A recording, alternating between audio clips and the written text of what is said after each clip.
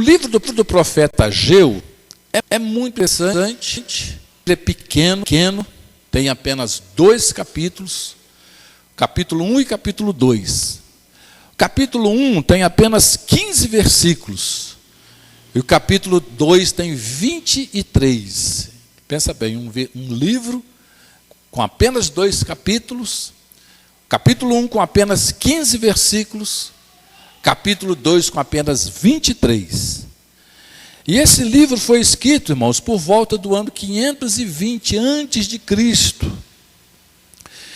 Ele tem os personagens principais, o rei Dario, o governador da Judéia, Zorobabel, o sumo sacerdote Josué, faz menção desses nomes, logicamente fala do profeta Ageu, né?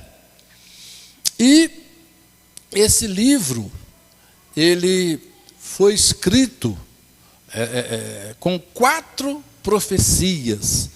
No livro do profeta Ageu, nós encontramos 4 profecias, apenas 4 profecias, sendo que 3 profecias, elas tiveram cumprimento lá naqueles dias, era para aqueles dias, e só uma profecia era para frente, né? Era uma profecia messiânica. Então, muito interessante o livro do profeta Ageu. E qual foi a mensagem que Deus deu ao profeta Ageu? Por que existiu esse homem? Por que nós temos hoje na Bíblia esse livro, o livro do profeta Ageu? Esse livro, irmãos, fala para nós sobre a reconstrução do templo. O povo de Israel tinha sido levado cativo, ficou 70 anos no cativeiro, e agora eles estavam voltando para a sua terra, né? E encontrou uma terra toda destruída. O templo não existia mais, tinha sido queimado, tinham demolido as paredes, até os alicerces, que tinha sido feito com aquelas pedras lavradas, né?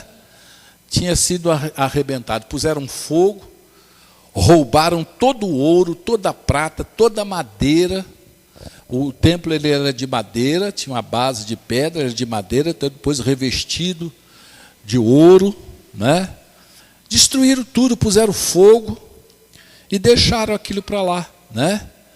E nasceu mato, e veio o montouro, 70 anos se passaram, né? E agora Deus está enviando de volta o seu povo para reconstruir a cidade, para reconstruir a nação. E a primeira grande obra que foi feita foi a construção do muro, um muro da cidade de Jerusalém. Foi feita uma grande obra em 52 dias, foi um verdadeiro milagre que uma obra daquele tamanho pudesse ser feita em apenas 52 dias. Mas agora, irmãos, a construção do templo propriamente dito, ela começou e a coisa ia bem, mas houveram várias retaliações, várias reações, e a obra parou, né? E a obra parou, e você já viu obra como quando para, como que é, né? Passou os dias, passaram os anos, e a obra da casa de Deus ficou lá, parada. E as pessoas agora, cada um começou a cuidar de si mesmo, cuidar da sua casa, cuidar dos seus afazeres, e a obra de Deus parada, né? E nisso, irmãos, passaram 16 anos. Irmãos, olha para cá, preste atenção aqui, por favor. Passaram 16 anos, né? 16 anos. E a obra parada. E agora, o povo cuidando dos seus afazeres, cuidando das suas coisas. E ninguém preocupado com com o templo. Ninguém preocupado com o templo. Então Deus usou 2 homens, 2 profetas, o profeta Ageu e o profeta Zacarias, para mexer com o povo, para sacudir o povo, para chamar a atenção, para fazer com que eles acordassem, porque estavam assim todos como que meio adormecidos. Igual agora está acontecendo, irmãos. As igrejas estavam todas funcionando, tudo normal, e aí de repente veio essa coisa da pandemia, né? E no primeiro momento, lá em março, todos os cristãos ficaram apavorados. Meu Deus, a igreja vai fechar. E ficaram torcendo e desejosos e aguardando ansiosamente, querendo ver a reabertura da igreja, né? Mandava até vídeo um para o outro, quando a igreja for reaberta, ia todo mundo entrar dançando na igreja, fazendo aquela festa. Mas a coisa da pandemia se prolongou, março, abril, maio, junho, quase um ano já passando, estamos em dezembro. E hoje nós estamos percebendo muitos irmãos, muitos cristãos, que se acomodaram, que se esfriaram. Tem gente que está achando bom, do jeito que está. Maravilha, se continuar assim mais um ano, mais 2, mais 3. Né? Não preciso me dar mais ao trabalho de ir à igreja. O pastor faz a live, faz lá o programa, eu assisto aqui do conforto da minha casa. Tem gente que está gostando disso. E agora nós estamos com dificuldade para trazer de volta o povo para a casa de Deus. A coisa é assim, irmãos, quando para, nós temos dificuldade para retornar.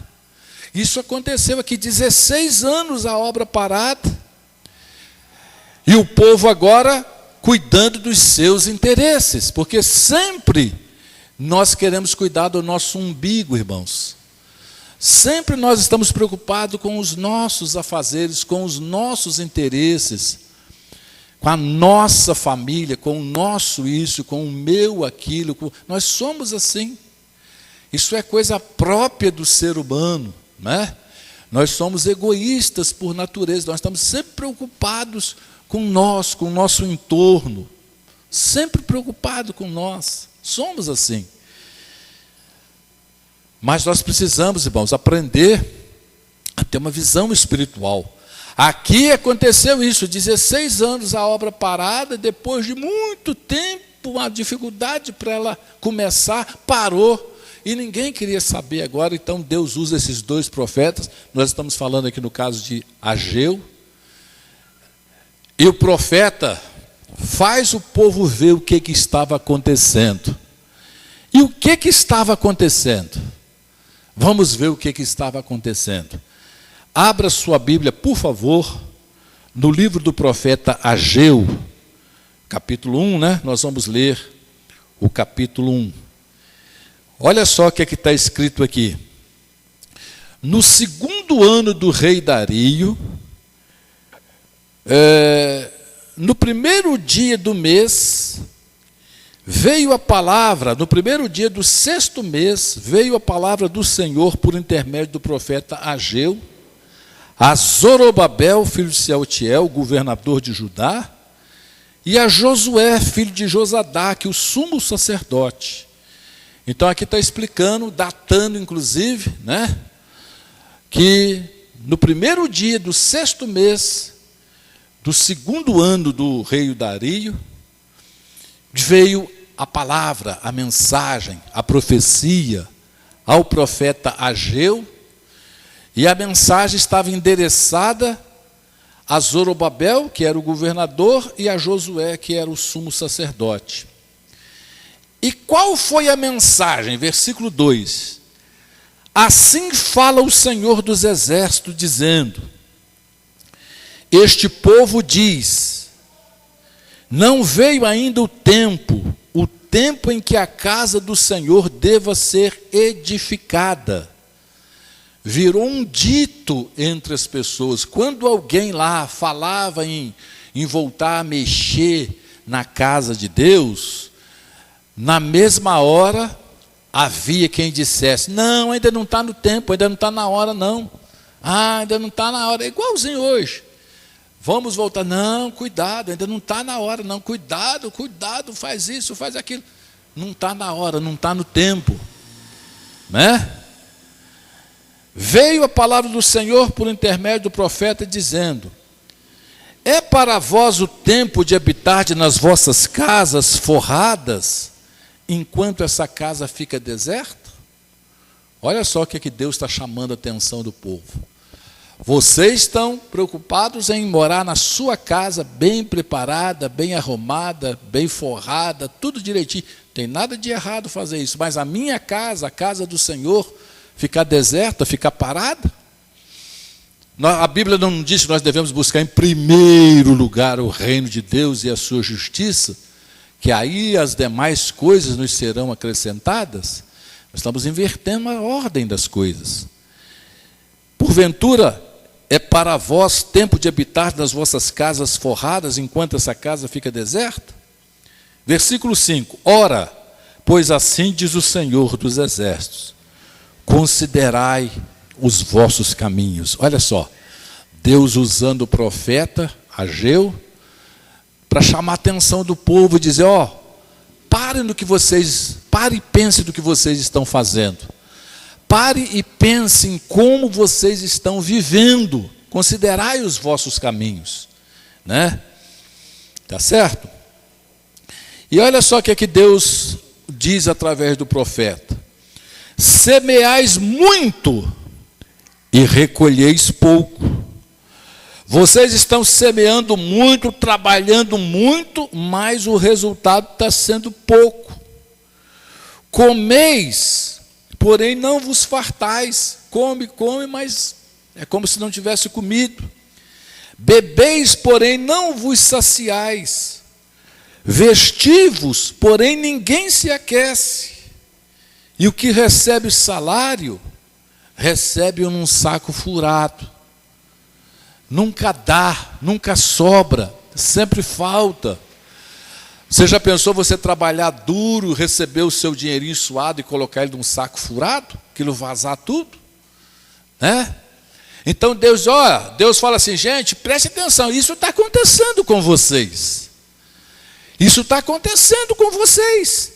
Vocês têm semeado muito, têm recolhido pouco, têm comido, mas não têm fartado, têm bebido, mas não têm saciado, têm se vestido, mas continua sentindo frio. E quem trabalha e recebe o salário, é como que se colocasse o salário num saco furado.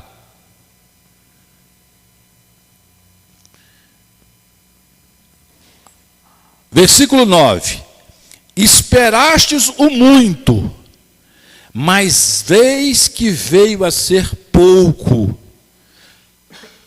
E esse pouco, quando o trouxeste para casa, eu dissipei com um sopro. Deus está dizendo: vocês estão trabalhando muito, lutando muito, e estão produzindo pouco. E esse pouquinho, quando vocês levam para casa, eu, o Senhor, não é o diabo não, eu, o Senhor, assopro. Não chega nada na sua casa. E ele diz assim: e por que isso está acontecendo? Versículo 9. Esperaste muito, mas eis que veio a ser pouco. E esse pouco, quando trouxeste para casa, eu dissipei com o sopro. Por que causa? Por que está acontecendo? É o diabo? Não. O que está acontecendo? Que isso está O porquê disso está acontecendo? E Deus usa aqui o profeta Ageu para dar essa resposta para o povo. Está escrito aqui, capítulo 1, versículo 9. Por causa da minha casa que está deserta, enquanto cada um de vós corre a sua própria casa. A minha casa, a casa do Senhor, está deserta, está vazia, está em falta. E vocês estão cuidando da casa de vocês, né? interessante, irmãos, que isso aconteceu no tempo, nos dias lá do profeta Amós, há não sei quantos mil anos atrás. E como que a história se repete, né? Deus está aqui fazendo o povo parar para pensar. Por que causa? Por causa da minha casa que está deserta. Interessante, irmãos, essa expressão minha casa. Como que Deus usa essa expressão minha casa?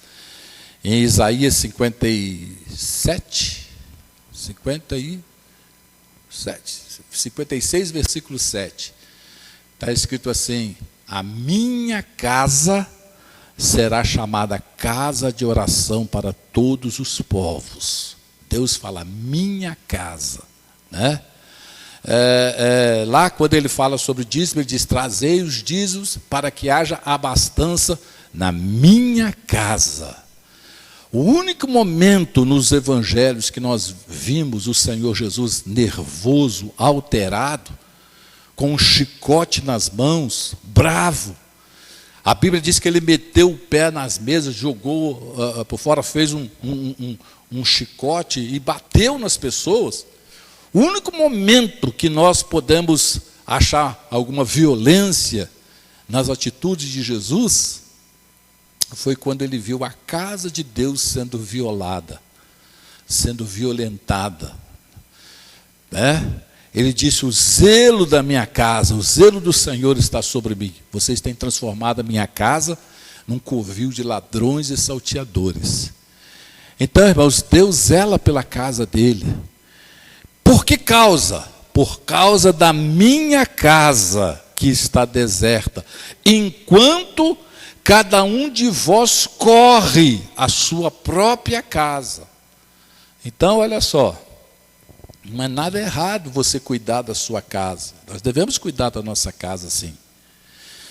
A Bíblia diz que se nós não cuidarmos bem da nossa casa, como que nós vamos ter cuidado da casa de Deus? Né? A Bíblia fala isso. Mas temos que cuidar da casa do Senhor, irmãos. Em todos os aspectos. Temos que vir para a casa de Deus. Deus exige a nossa presença na sua casa. Aqui é lugar de celebração. Aqui é lugar de adoração. O Senhor está em todos os lugares, nós podemos orar em todos os lugares, mas esse é o lugar que Ele santificou para que o nome dEle aqui esteja. Os meus olhos estarão fitos neste lugar, a oração feita neste lugar. Quando Salomão estava consagrando aquele templo, na realidade ele estava consagrando todos os templos. Eu creio que esse templo aqui também foi incluído naquela oração de Salomão. Ele não estava consagrando só aquele templo, não. Todos os templos, todas as casas erigidas para louvor, para glória, para adoração, para exaltação do nome do Senhor, estavam sendo consagradas naquele momento. E Deus disse: os meus olhos estarão fitos neste lugar, a oração feita neste lugar. Casa do Senhor, aqui é lugar santo, é lugar, por isso diz: guarda teu pé quando entrares na casa do Senhor, lugar de adoração, de glorificação. Amém, meus irmãos? Deus é onipresente, está em todos os lugares, mas aqui é a sua casa. Deus abençoou Davi quando Davi quis construir uma casa para ele. Deus disse para Davi: eu não habito em casa feita por mão de homens. A terra é o estrado dos meus pés. Mas Deus se agradou de Davi ter desejado construir uma casa para o Senhor. E Deus deu uma bênção para Davi que está em evidência até hoje. Ele disse: um filho seu sempre estará no trono de Israel. Sempre o rei de Israel, o presidente de Israel, o líder de Israel é um descendente direto de Davi. Amém, meus irmãos? Dá glória a Deus aí. A bênção que Davi recebeu por desejar construir uma casa para o Senhor. Então, olha só, o profeta Ageu está dizendo isso aqui, vocês estão cuidando das suas próprias casas e deixando a casa de Deus. Versículo 10. olha só o que está escrito aqui, irmãos, é de arrepiar. Por isso, retém os céus sobre vós o orvalho. Por isso que está havendo seca. Por isso que não há chuva. Não havendo chuva, não há abastança, não há alimento para o gado, há pobreza, há miséria. Por isso retém os céus sobre vós o orvalho, e a terra detém os seus frutos, a terra detém os seus frutos. Deus dizendo, e mandei vir a seca. Deus está dizendo, eu, Deus, mandei vir a seca sobre a terra, e sobre os montes, e sobre o trigo, e sobre o mosto, e sobre o azeite, e sobre o que a terra produz, como também sobre os homens, e sobre o gado, e sobre todo o trabalho das mãos. Vocês estão trabalhando muito e produzindo pouco, e esse pouco, quando vocês levam para casa, eu, o Senhor, assopro, não chega a nada. Por que causa? Por causa da minha casa. Amém, meus irmãos? Amém, meus irmãos? Olha, irmãos, a mão de Deus é maravilhosa quando ela está sobre nós para abençoar. Mas misericórdia quando ela está sobre nós para pesar. Né? Deus abençoa, mas amaldiçoa também. Quem acha que Deus é só amor, é só misericórdia, não conhece a Bíblia. Não lê a Bíblia, não estuda a Bíblia. Pessoa que fecha a Bíblia e coloca debaixo do braço, né? Tá? Deus é amor, Deus é misericórdia, amém. Deus é. Agora, quando você abre a Bíblia, estuda o que a palavra de Deus fala a respeito de Deus, você vê que o nosso Deus é um justo juiz. Amém, meus irmãos? Ele dá, mas ele tira também. Daniel capítulo 2, versículo 20, diz que é ele que estabelece reis e que remove reis. É ele que muda os tempos, que muda as estações. Amém, meus irmãos? Deus traz juízo sobre a terra, irmãos. Deus traz juízo sobre a terra. E às vezes nós estamos vivendo um tempo de juízo e não estamos nos apercebendo o porquê que isso está acontecendo. O povo aqui estava vivendo um tempo de juízo. Deus está dizendo, eu estou fechando os céus. E vocês não estão se apercebendo. E por que causa que eu estou fechando os céus? Por causa da minha casa que estava fechada. Ficou 16 anos parada a obra.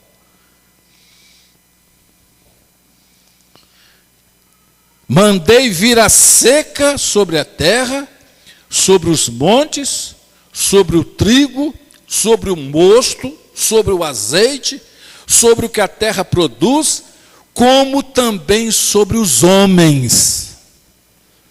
Estou lutando, estou trabalhando, o negócio não está engrenando, não está funcionando. O que é isso, irmãos? É o diabo? Às vezes é, mas às vezes não é não. Às vezes é o próprio Senhor Deus que está impedindo. Aí, Deus usa esse profeta, então, transmite essa mensagem, e graças a Deus que o povo acordou. Amém, meus irmãos? Graças a Deus que eles deram ouvido à palavra de Deus. Versículo 12 em diante diz, então, Zorobabel, filho de Sealtiel, e Josué, filho de Josadaque, sumo sacerdote, e todo o restante do povo obedeceram a voz do Senhor seu Deus e as palavras do profeta Ageu, assim como o Senhor Deus o enviara, e temeu o povo diante do Senhor. Amém, meus irmãos? Amém, meus irmãos? Nós precisamos ouvir a palavra de Deus e temer. Hoje as pessoas estão assim, ouvem a palavra de Deus e mudam de igreja. Quando não está de acordo com as suas conveniências, ela muda de igreja. Não, irmãos, não é para você mudar de igreja, não. Não é para você ficar com raiva do pastor, não. É para você temer. É para você se quebrantar. É para você se submeter à palavra de Deus. Amém, meus irmãos? Amém, meus irmãos? Porque graças a Deus, quando nós somos repreendidos, a Bíblia diz que Deus repreende e castiga quem Ele ama. E quando nós somos disciplinados, significa que nós temos um pai. O filho bastardo é o filho que não tem ninguém por ele, o pai, mãe, ele faz o que quer. Agora, todas essas crianças que vocês estão vendo, tem um pai, tem uma mãe, para cuidar, para educar, para ensinar, para disciplinar. Para disciplinar. E às vezes dói no coração do pai ter que disciplinar o filho, mas ele faz isso por amor. Não por raiva, por ódio, não, por amor, para edificar, para construir um homem. Então, quando Deus nos repreende, nos orienta, é o amor dele, é a graça dele. E como que ele faz isso? Através da mensagem, através da pregação. Como que o Espírito Santo fala conosco? É por intermédio. Por intermédio. Por isso que na igreja tem pregação. Graças a Deus que o povo se quebrantou. Então Zorobabel, o filho de Sealtiel, Josué, Jadac, Sobzadac e o restante do povo obedeceram ao Senhor, né? E Ageu, o mensageiro do Senhor, falou ao povo conforme a mensagem do Senhor, dizendo: eu sou convosco, né? E tal, e foi uma bênção. Isso tudo, irmãos, versículo 15, e ao 24º dia do 6º mês, do 2º ano do rei Dario. Deus deu a mensagem no dia 1º, no dia 24, 23 dias depois, reiniciou a obra que há 16 anos estava parada. Amém, irmãos? Graças a Deus, né? Maravilha quando nós damos ouvido, triste quando nós ouvidamos. Agora, maravilha quando nós damos ouvido à palavra de Deus. Agora, vamos pular um pouquinho para o capítulo 2. Vamos ler a partir do versículo 15. Olha só o que está escrito aqui. Agora, pois, eu vos rogo, considerai isso. Desde este dia em diante, antes que se lançasse pedra sobre pedra no templo do Senhor, antes que sucedessem estas coisas, vinha alguém a um montão de grão, de 20 medidas, e havia somente 10. Aqui Deus está falando o seguinte, comece a observar a partir de hoje. Vocês reiniciaram a obra hoje, dia 24, então marca esse dia, da agora em diante vocês vão ver. Porque até aqui estava acontecendo assim, alguém ia num monte que tinha 20, só encontrava 10, né? Quando vinha ao lagar para tirar 50, havia somente 20. Deus dizendo, eu feri-vos com queimadura, com ferrugem, são doenças que dá na planta, queimadura, ferrugem. E com saraiva, pedra caiu do céu, em toda a obra das vossas mãos, e não houve quem se voltasse para mim, diz o Senhor. Considerai, pois, vos rogo, desde esse dia em diante, desde o 24º dia do mês 9, deste dia que se fundou o templo do Senhor, considerai as coisas, porque há ainda semente no celeiro, além disso a videira, a figueira, a romeira, a oliveira não tem dado seu fruto, mas desde este dia vos abençoarei. Vamos dar para Jesus uma poderosa salva de palmas, irmão? Vamos dar para Jesus uma poderosa salva de palmas? Desde esse dia em diante, eu vos abençoarei. Deus falou, está acontecendo isso. Você ia aonde que tinha 50, só achava 30. Ia aonde tinha 20, só achava 10. Eu mandei a ferrugem, eu mandei a queimadura, eu mandei a saraiva, eu mandei isso, eu mandei aquilo. Mas desde esse dia em diante, desde o dia 24 em diante, comece a observar o que vai acontecer. Vai chover bênção dos céus. Amém, meus irmãos? Vai chover bênção dos céus, né? E aqui no capítulo 2 também tem uma profecia linda, que diz o seguinte, que eles então começaram e foram fazendo aquilo, fizeram uma grande obra, mas as pessoas mais velhas que estavam lá tinham visto a grande construção de Salomão. E aquela construção que eles estavam fazendo era muito simples em relação àquela construção de Salomão. Mas o Senhor usou o profeta aqui e deu a segunda mensagem dizendo: vocês estão vendo aí? Quem conheceu a primeira obra, o primeiro templo, esse aqui não é nada perto daquilo. Mas tem uma coisa: a glória da segunda casa será maior do que a da primeira. Como é que pode? A glória da segunda casa vai ser maior do que a da primeira. Aparentemente o templo era muito mais simples, mas é Deus que enche de glória, né? É Deus que enche de glória. Amém, meus irmãos? Então Deus não se preocupa com o tamanho do templo, se ele é mais bonito, se o chão o piso é granito, ou se é ardósia. Ele olha o nosso coração, o nosso espírito, a nossa alma. Como que nós estamos adorando e servindo a Ele, irmãos? A glória da segunda casa será maior do que a da primeira. Aquela construção que eles estavam fazendo era muito inferior à que tinha sido feita por Salomão. Mas naquela casa ali seria a casa para o desejado das nações. Isso tudo está aqui, no capítulo 2 do livro do profeta Ageu.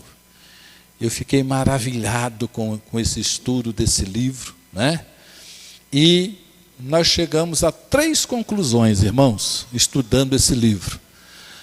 A primeira conclusão, a primeira mensagem que Deus falou no meu coração é o seguinte: o abençoador é o Senhor. Olha para mim aqui e repita comigo. O abençoador, diga, é o Senhor. Amém, irmãos? É a bênção de Deus que enriquece. Salmo 128 diz que inútil vos será levantar de madrugada, repousar tarde, comer pão de dores. Aos seus amados ele o dá enquanto dorme. Amém, irmãos? Amém, irmãos? Não quer dizer que você deve ficar em casa dormindo lá, Deus está me abençoando. Não, ele está dizendo que quem abençoa é Ele. Às vezes a pessoa trabalha muito, luta muito, mas não está debaixo da bênção de Deus. Está sem a bênção de Deus. Está dependendo só do seu suor. Agora, aquele que é abençoado de Deus, lógico que ele vai suar, ele vai trabalhar, ele vai lutar, ele vai dar o seu melhor. Mas, ele dá um passo e o Senhor carrega ele 10 passos. Ele dá mais um passo, o Senhor carrega mais 20 passos. A coisa rende, a coisa é maravilhosa. A bênção de Deus é que enriquece e não acrescenta dores. Amém, meus irmãos? E aqui Deus fala, Deus fala assim claramente, que Ele que é o abençoador. Se Ele fechar as portas, misericórdias. Não adianta a gente lutar muito e levar aquele pouquinho, porque senão Ele assopra. Misericórdia, se Deus assoprar o fruto do nosso trabalho. Misericórdia, irmãos. Já pensou o Senhor assoprar o fruto do nosso trabalho? Meu Senhor, misericórdia. Amém, meus irmãos? Então eu preciso trabalhar assim. Não precisa achar que eu estou falando que você não precisa trabalhar, não, porque a Bíblia diz: vai ter com a formiga, o preguiçoso. Tem que trabalhar. Trabalharás e viverás do suor do teu rosto até o dia que tornares do pó. Foi a condenação que Deus impôs a Adão por conta do pecado. Gênesis capítulo 3. Então não tem jeito. Só que eu preciso trabalhar debaixo da bênção de Deus. É a bênção de Deus que me enriquece. Senão eu vou me arrebentar e não vai funcionar. A coisa não vai fluir. A coisa não vai render. Mas quando Deus abençoa, a coisa é gostosa. Então a primeira conclusão que eu tiro na mensagem desse livro é o seguinte: quem é o abençoador, irmãos? É o Senhor. O Senhor é o abençoador. Segunda mensagem, segunda revelação que nós tiramos para nós aqui é o seguinte: a minha prosperidade pessoal, ela depende de Deus. Nós lemos aqui claramente, Deus falando, desse dia em diante vocês vão ver o que vai acontecer na vida de vocês. Amém, meus irmãos? A minha prosperidade pessoal, ela depende, ele é o abençoador, né? A Bíblia fala tudo sobre José. Aconteceu isso, aconteceu aquilo com José. Mas diz lá assim, ó, Deus era com José. Amém, meus irmãos? Aconteceu tudo aquilo com ele, mas Deus era com José. Por isso que ele saiu como escravo e depois era governador lá do Egito. Então, primeira revelação é que Deus que é o abençoador. Segunda, é que a minha prosperidade pessoal, quando eu falo em prosperidade pessoal, irmãos, eu estou falando da minha saúde, eu estou falando da minha paz, eu estou falando nos meus bens materiais, eu estou falando na harmonia do meu lar, tudo isso é prosperidade. Eu estou falando nos bens, no dinheiro, na conta bancária, eu estou falando em tudo isso. Porque tudo isso é um conjunto de coisas. Amém, meus irmãos? Você poder comer, você poder beber, você tá em paz com a sua família, sua esposa, seu esposo, seus filhos, seus pais. Isso é prosperidade de bênção. Prosperidade de Deus. A minha prosperidade pessoal, ela vem do Senhor. Deus quem me dá isso aí. Preciso trabalhar? Sim. Mas eu preciso dessa bênção. E a terceira grande revelação aqui, ó, que esse livro fala para nós. A nossa prosperidade, ela nos é dada por Deus, mas ela está em função da casa de Deus. Como que eu ajo com relação à casa de Deus? Preste atenção aqui, estou falando uma coisa muito profunda, me ouça, me dê o seu ouvido aqui. Um dia a pastora Fátima estava pregando, e ela falou uma coisa realmente assim, inspirada pelo Espírito Santo. Ela diz o seguinte, que aquilo que nós fazemos acontecer na casa de Deus, Deus faz acontecer na nossa vida, irmãos. Você que ama a casa de Deus, que é zeloso com as coisas de Deus, que dá o seu melhor na casa de Deus, meu irmão, Deus tem compromisso com você. Mas ninguém vai ser abençoado, vai ser próspero, vai ser, se ele não tiver amor para com as coisas de Deus. Jesus não disse, buscai em primeiro lugar o reino de Deus e a sua justiça, e as demais coisas vos serão acrescentadas? Então, se eu inverter a ordem, Jesus não pode me abençoar, senão o próprio Jesus está indo contra a própria palavra que ele ensinou. Ele disse, busque em primeiro lugar o meu reino e a minha justiça, que aí as demais coisas vão ser abertas para você. Agora, se eu inverto a ordem, Jesus não pode quebrar a sua própria palavra, né? Então, a terceira revelação que nós temos aqui no livro de Ageu é que a minha prosperidade, a minha bênção pessoal, ela está em função com o altar, com a casa de Deus. Quanto mais eu cuidar da casa de Deus, quanto mais eu zelar, quanto mais eu der, quanto mais eu abençoar, quanto mais eu favorecer a casa de Deus, mais o Senhor vai me favorecer. Ele diz, ó, tudo que está acontecendo com vocês, por que está acontecendo? Por causa da minha casa. Agora vocês reiniciaram a obra, então marca esse dia, porque a partir de hoje, a partir do dia 24, vocês vão ver o que eu vou fazer na vida de vocês. Amém, meus irmãos? Então a minha prosperidade, a nossa prosperidade pessoal, ela está condicionada ao meu relacionamento com a casa de Deus. Amém, meus irmãos? Por isso que a Bíblia diz, dai e ser-vos-á dado. Por isso nós precisamos abrir o nosso coração para as coisas de Deus, irmãos. Por isso que a Bíblia fala em dízimos. Tem gente que é contra dízimo. Hoje na internet está cheio de mensagens dizendo que dízimo é coisa do Antigo Testamento, que isso, que não sei o quê. Mas a igreja tem que ter uma fonte de renda. Todo mundo que está aqui tem que ter uma fonte de renda. Como que nós vamos sobreviver sem renda? E qual é a fonte de renda da igreja? Os dízimos e a oferta. Deus estabeleceu isso, para que haja mantimento, para que haja abastança na sua casa. E outra coisa, irmãos, nós não devemos ser assim, aquela coisa, o dízimo ali. Não, irmãos. Quando Deus está nos ensinando sobre generosidade, generosidade no dar, o louvor, a adoração. Nós temos que fazer aquilo de coração, na casa do Senhor, dar o nosso melhor. Colossenses capítulo 3, versículo 17 e versículo 23, diz que tudo que nós fizermos, nós devemos fazer de todo o coração, como ao Senhor e não aos homens. E tudo que fizerdes, fazei de todo o vosso coração. Né? Num versículo fala que nós devemos fazer de todo o coração. No outro versículo diz que nós devemos fazer tudo em nome do Senhor. Capítulo 3, versículo 17 e versículo 23. Amém, meus irmãos? Amém, meus irmãos?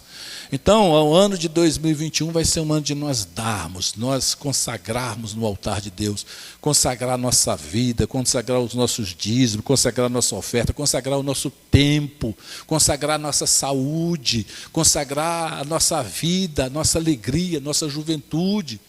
A cada dia nós estamos ficando mais velhos, nós estamos ficando mais fracos. Nós temos que dar o nosso melhor para o Senhor hoje, irmãos. Outro dia eu preguei aqui que o dia mais importante da nossa vida é hoje. Ontem passou, amanhã não nos pertence. É hoje que nós temos que dar o nosso melhor. É hoje que nós temos que dar o nosso melhor. Amém, meus irmãos? Eu me converti com 19 anos, hoje estou com 63. Esse tempo não volta mais. O que eu fiz, o que eu não fiz, não fiz. 2020 está acabando aí sem nós nem tomarmos consciência de como que esse ano passou. Foi assim, né? Então, irmãos, vamos dar o nosso melhor. Vamos. Mas e o Senhor? O Senhor vai cuidar de nós. Amém, meus irmãos? Abra seu coração, dê o seu tempo, dê o seu trabalho, dê o seu amor, dê o seu louvor. Se dê ao Senhor. Um dia, irmãos, só para nós encerrarmos, Jesus ficou olhando as pessoas darem as suas ofertas. A Bíblia diz isso. Jesus ficou olhando as pessoas darem ofertas. E um dava isso, outro dava aquilo. Obviamente, algumas pessoas mais abastadas, quando viram que Jesus estava olhando, deve ter caprichado mais na oferta, e veio lá uma viúva pobre, e deu 2 moedinhas. E Jesus disse, essa aqui deu mais do que todo mundo. Mas, Senhor, ela só deu 2 moedinhas. Jesus disse, os outros deram do que tinha sobrando. Mas essa aqui deu tudo que tinha. Ela consagrou a Deus o seu melhor, o seu tudo. O tudo que ela tinha era 2 moedinhas, mas ela deu aquilo. Houve desprendimento. Houve amor, houve dedicação, houve zelo, houve voluntariedade. E ela fez aquilo com todo amor. Amém, meus irmãos? Amém, meus irmãos? Hein? Vamos fazer isso para o Senhor, irmãos. Você vai pregar, mas dê o seu melhor. Não tem problema você sair daqui do púlpito carregado, cansado, pregou, deu o seu melhor, falou. Você vai louvar o Senhor, mas canta assim mesmo, da sua alma, do seu coração. Depois você desmaiar, te leva para a sua casa. Você vai ser diácono, diaconisa, mas trabalha mesmo de todo o coração. Vamos dar o nosso melhor, irmãos. Nós estamos perdendo o espírito cristão. A igreja está perdendo o espírito cristão. Nós estamos adquirindo um espírito de mesquinhez. Nós estamos nos tornando cristãos mesquinhos, omissos. Queremos só receber, né? Queremos só que Deus nos dê, que Deus nos abençoe. Nós estamos parecendo que não somos filhos, irmãos. O filho pede e recebe do pai. Agora o pedinte, ele quer arrancar. E se você enfiar a mão no bolso e ele vê que tem muito, ele te mata para tomar aquilo que você... O pedinte, ele é assim. Né? O pedinte, ele quer arrancar de você, ele quer tomar de você. Enfia a mão no bolso aí, tira um pacote de nota bonito na mão de um pedinte aí, para você ver o que vai te acontecer depois. a correr o risco de morrer por causa daquele dinheiro. Porque ele é capaz de te matar para tomar aquele dinheiro seu. O filho é diferente. O filho, ele te pede, mas ele é seu filho, ele tem um outro tipo de relacionamento. Nós estamos pedindo, querendo de Deus, como que um pedinte, querendo arrancar de Deus, arrancar. E não, irmãos, vamos adorar ao Senhor, vamos dar. Dai e ser-vos-á dado. Boa medida, recalcada, sacudida, transbordante, porque com a mesma medida com que medide, vos medirão de vós de novo. Amém, meus irmãos? Amém, meus irmãos? Puxa vida, o que é que Jesus fez por nós? Perdoou os nossos pecados, morreu por nós na cruz do Calvário. Investiu tudo em nós, né? Vamos ser gratos. A igreja hoje está se tornando uma igreja mesquinha. Os cristãos estão se tornando mesquinhos, não tem tempo para servir ao Senhor, não tem não sei o quê, não tem não sei o quê, não tem não sei o quê, não tem não sei o quê. Vamos abandonar Jesus então, irmãos. Vamos abandonar Jesus, vamos virar as costas para Cristo. Nós estamos, às vezes, igualzinho o povo murmurando no deserto. O povo chegou a dizer: eu estou com fastio desse pão tão vil. Tiveram saudade dos porros e das cebolas que eles comiam lá no Egito. Deus usando Moisés para tirá-los, para livrá-los, para levar para Canaã celestial, e o povo com saudade dos porros e das cebolas que eles estavam comendo lá no Egito.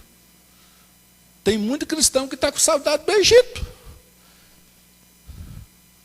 Era melhor, era mais tranquilo. Não, irmão, não era melhor, não. Você estava na mão do diabo caminhando para o inferno, para a perdição eterna. Como que era melhor? Agora você está nas mãos do Senhor Jesus Cristo, caminhando para Canaã celestial. Ô, meu irmão, o que é isso? Hein? Misericórdia. Misericórdia. Amém, meus amados irmãos. Amém. Deus teve que usar o profeta Ageu e o profeta Zacarias para sacudir o povo. E graças a Deus que o povo acordou. E ele falou: a partir de hoje, dia 24 do 6º mês, né? Vocês vão ver o que vai acontecer. E foi só bênção. Amém, meus irmãos? Esse ano de 2021 vai ser um ano diferente para nós. Nós vamos nos preocupar em dar o nosso louvor, dar a nossa adoração, dar a nossa contribuição, dar o evangelismo, dar o nosso tempo. E você vai ver o que Deus vai fazer na nossa vida. Ele não vai perder para nós de jeito nenhum. Ele sabe muito bem o que nós precisamos. Vamos colocar de pé, irmãos. O Senhor sabe a cura que você precisa. O Senhor sabe a necessidade financeira que você tem. O Senhor conhece. O Senhor conhece.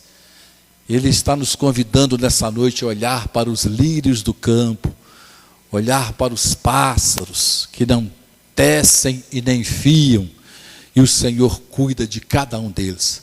Fecha os teus olhos, levanta seu rosto para os céus, abra as suas mãos assim, ó, mas com força, com expressão.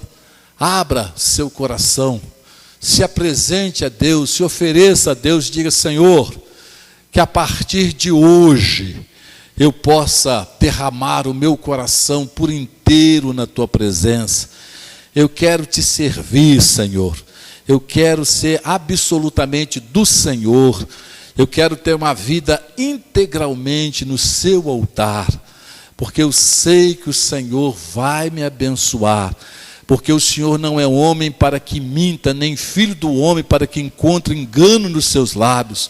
Se o Senhor disse: buscai o reino de Deus e a sua justiça em primeiro lugar, e as demais coisas vos serão acrescentadas, isso realmente vai acontecer. Levanta as suas mãos, levanta seu rosto, abra sua boca, meu querido. Você está aí de máscara, mas abra a sua boca e fale com Deus, engrandeça, glorifique, bendiga, tribute ao Senhor, Dê ao Senhor a honra, a glória, o louvor que é devido ao seu santo nome. Soberano Senhor Deus Todo-Poderoso, nós te glorificamos, nós somos a tua igreja, nós somos os teus filhos, somos os teus servos, lavados e remidos no precioso sangue do Senhor Jesus Cristo. Nós sabemos que nós custamos um alto preço, Senhor. Nós custamos preço de sangue. Por isso, meu Deus, nós queremos te glorificar com a nossa vida, te glorificar com o nosso tempo, te glorificar com os nossos bens, te glorificar com os nossos recursos, te glorificar com os nossos talentos, te glorificar com a nossa vida, te glorificar, meu Deus, com tudo que nós temos, com tudo que nós somos. Queremos te glorificar, Senhor. Queremos que o Senhor seja engrandecido nas nossas vidas. Seja engrandecido, soberano Senhor Deus Todo-Poderoso, através das nossas vidas, através, meu Deus, da nossa instrumentalidade, que nós possamos nos deixar de gastar por Ti, meu Pai, de a Tua presença, que a nossa vida seja como um cheiro de suavidade, seja como um aroma perfeito, meu Pai, que suba para a Sua honra, para a Sua glória, para o Seu louvor. Nós possamos Te adorar, nós possamos viver para a Sua glória, para a adoração, para engrandecimento do nome do Senhor. Vou convidar aqui o conjunto, nós vamos continuar adorando, engrandecendo, glorificando ao Senhor. Abra seu coração, meu irmão, vamos adorar ao Senhor, vamos dar o nosso melhor para a glória, para louvor e para a honra do nome do Senhor nosso Deus, em nome do Senhor Jesus. Aleluia! Vamos cantar adorando.